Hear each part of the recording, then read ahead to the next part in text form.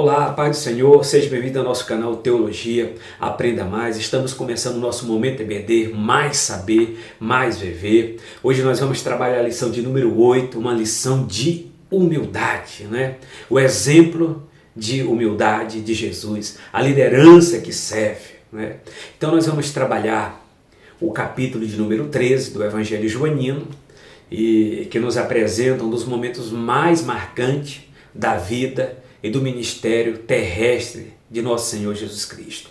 É o episódio do lava-pés, é um ato profundo e significado do Mestre dos Mestres, Senhor dos Senhores, encarnado, se inclina diante de seu discípulo para lavar-lhe os pés, revelando que a verdadeira grandeza no reino de Deus está no serviço e na humildade.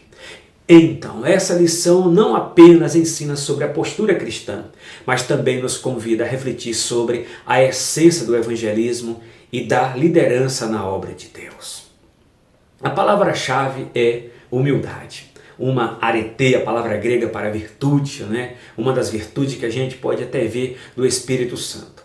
O lava-pés, uma lição de humildade. O que é registrado no contexto do lava-pés do Evangelho Joanino, Jesus sabia que seu tempo estava sobre a terra, estava chegando ao fim. Diante da iminente crucificação, ele escolheu um gesto que permaneceria como um ensinamento eterno para seus discípulos. Ele tomou uma toalha, cingiu-se como um servo e lavou os pés daqueles que o seguiam. Esse ato, mais que uma ação simbólica, representava a essência do reino de Deus, onde a verdadeira liderança não é marcada pelo autoritarismo, mas pela humildade, pelo amor e o amor sacrificial.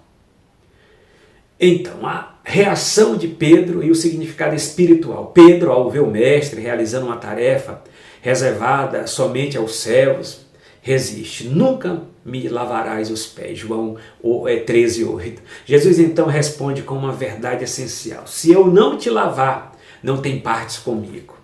Pedro, impactado com essa declaração e com o fervor do Senhor, não somente meus pés, mas também as mãos e a cabeça, está registrado em João 13:9. Esse diálogo revela que a purificação espiritual é fundamental para uma comunhão com Cristo, mais que um ato físico. O lavar os pés representa a necessidade de rendição total à obra redentora do Salvador. O maior é aquele que serve.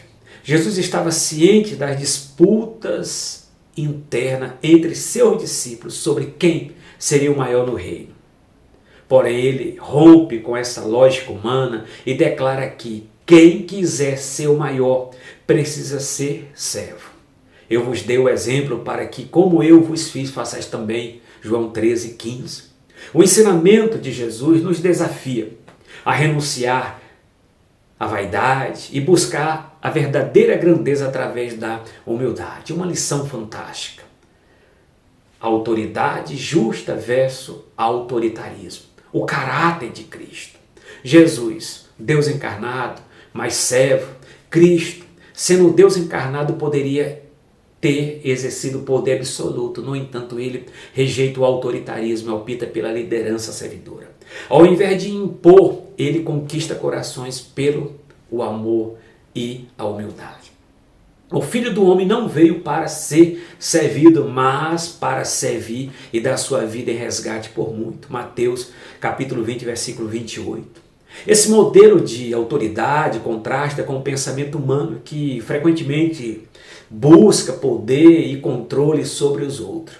No reino de Deus, a liderança significa servir. Jesus é o líder servo. Olha só, o servo do servo, Jesus como exemplo. O termo grego para servos ou escravo é doulos. Usado para escravo, servo, reflete a postura de Cristo. Ele não apenas ensina sobre humildade, ele se torna um exemplo vivo dessa humildade, se tornando servo. De sorte que haja em vós o mesmo sentimento que houve também em Cristo Jesus, que a si mesmo se esvaziou, assumindo a forma de servo.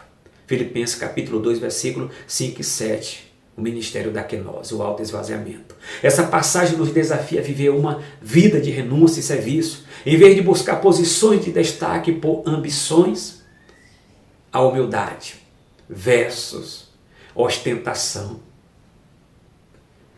a falsa busca por grandeza entre os discípulos. Havia uma competição silenciosa sobre quem teria mais relevância. No entanto, Jesus ensina que a ostentação e o desejo de status quo não fazem parte do reino de Deus. O maior entre vós será o vosso servo. Ele fala isso em Mateus 23:11, Evangelho Sinótico. Na igreja, o serviço humilde deve ser a base de nossa relação com os outros, não com orgulho ou vaidade. O evangelismo e a humildade.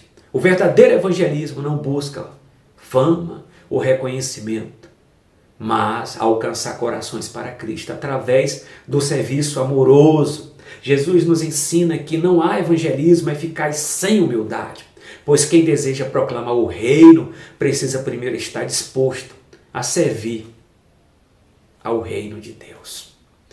Dentro do contexto que nós apresentamos, a lição do lava-pés em João 13 nos chama a repensar nosso modo de viver e liderar. Enquanto o mundo exalta poder, status, Jesus nos ensina que a verdadeira grandeza está no servir.